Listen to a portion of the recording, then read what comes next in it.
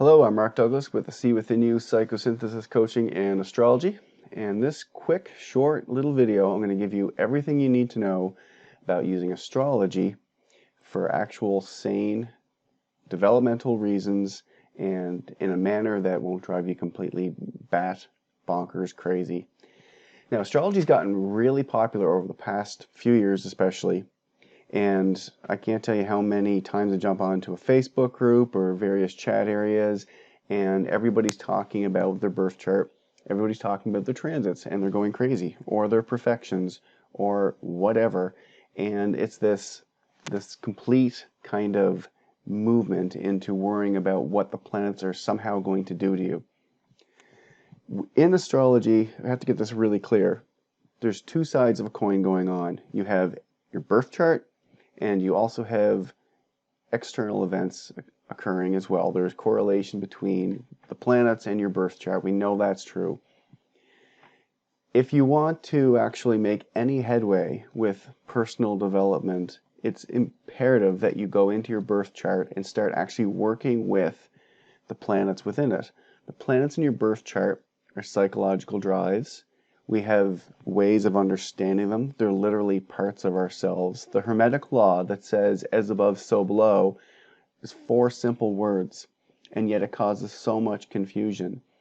If you want to spend all your time worrying about transits, worrying about external timing systems, that's fine. But just know that you can go internally and work with each of the planets. I'm going to run through them really quickly here. The biggest takeaway with all of this, though, is that once we know our planets, in other words, our psychological drives, we can actually possess them. Okay, so own them. And lastly, we can transform them. And that is working with the energies and expressing all of their qualities, whether you have a sun that is completely placed, it's got horrible dignity, it's just not well set up, and you've already kind of lamented that. Own it. Own these pieces of your charts. There's going to be strong expressions within there. There's no such thing as a completely poor chart. So get to know each one of these planets fundamentally. Then you can make some progress. So let's see if we can run our way through these. I'm using a system here within the Huber method, which is a positive psychology. It's forged through psychosynthesis and the idea of transmutation, that once we get to know our charts, we can actually effectively work with it better. And to me, it's a lot more of a kind of progressive manner of working with our birth charts rather than just sitting back and opening up our ephemeris or gauging our transits to how we're actually going to psychologically behave that day.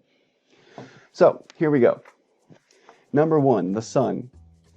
If you want to use the sun effectively, we've got 3 levels within each of these planets. With the sun, especially, we can be asleep, we can be egocentric, worry about our personal impact, be very vain. At the waking level, we can be ambitious, have some self-confidence and pride. And at the fully conscious awake level, we can be self-aware, autonomous, intelligence, have magnitude. That's because the sun represents our autonomous will. Next up, the moon. The moon is our feeling self, our inner child. If we run through the 3 levels on it, at the asleep level, we can be basically needy, have contact needs, emotionally dependent, and childish. At the waking level, we can be changeable, moody, wanting to be loved, emotional manipulation, that whole thing. Finally, at the awake level, we can be harmless, open, receptive, sensitive, compassionate. Next up, Saturn. Saturn gets a bad rap in astrology. Saturn simply represents our physical boundaries. It's our physical kind of need for security, our structures, our systems within ourselves. It's, if you have a strong Saturn, you can do a lot with it. You can actually show up and be an anchor for organizations, groups, various places that you express yourself in your life. At the asleep level, we're really focused with material security, inertia, habits, resistance to change. At the waking level, we have security needs, some defense mechanisms, fears, that whole thing. However, at the awake level, Saturn is memory, conscience, tolerance, discipline, maturity, dignity, mentor, the benefactor. Next up is Venus. Venus at the asleep level is lazy, narcissistic, vain, sluggish, passive, pleasure-seeking. At the waking level, you're dealing with harmony, balance, benevolence, sensuality, yielding, sense of style, relating. Lastly, at the awake level, you get into aesthetics, love of beauty, appreciation, discrimination, perfectionism. How are you using your Venus? Okay, Mars. Mars gets the jazzed up kind of rap within astrology. We need Mars. Mars is our motor drive. It's how we're going to take on that massive project, kill the wildebeest, what have you. At the asleep level, bellicose, conflict, tearing down barriers, reckless, aggressive. At the waking level, action, powers of achievement, energy, activity, assertion.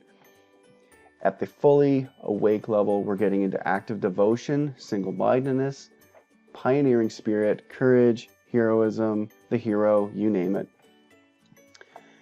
Moving on to Mercury, our great kind of Hermes communicator, the moving of information.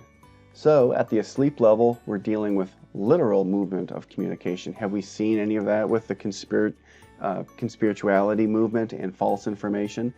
Mercury at the asleep level is simply information seeking, speaking, writing.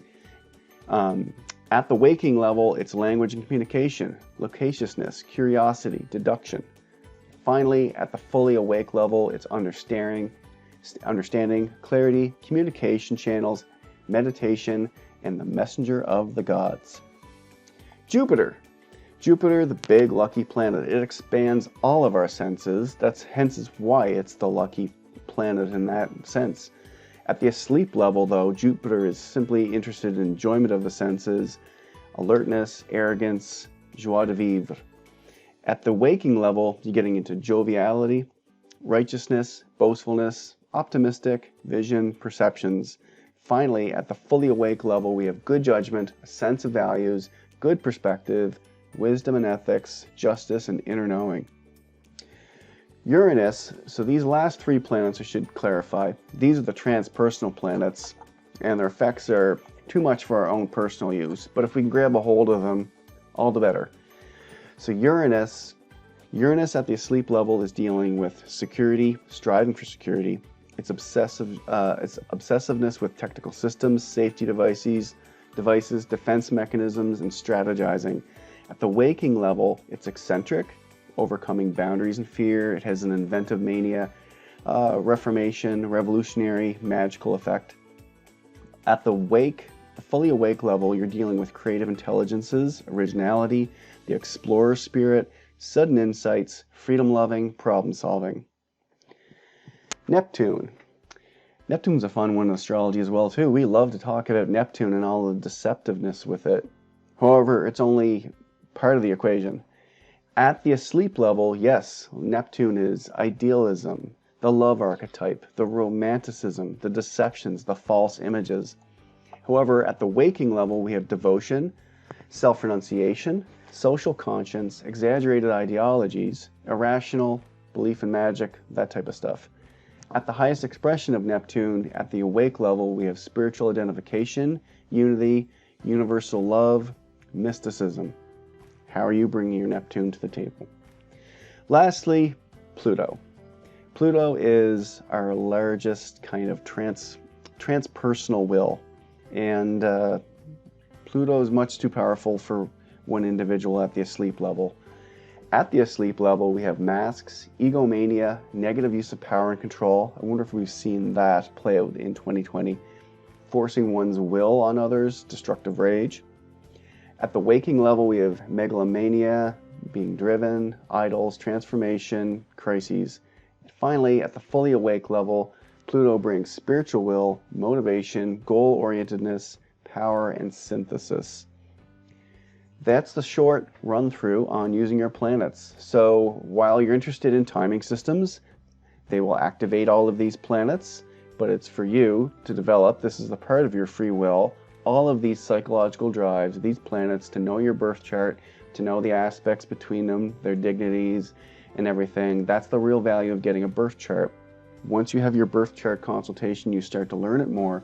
The actual engagement with your birth chart and rising up these levels as best you can, knowing them within context of transits, timing systems, solar returns, what have you. This is where the work is. We're not simply pawns to the universe to be hit with various timings and to talk about it all on Facebook groups and get lost with each other. We have the ability to do the inner work and bring that to the table as well. So, good luck bringing your tables up, doing the development. The 3 key words are to know them, to possess these planets, make them your own, identify with them, and then lastly, transform. Take care.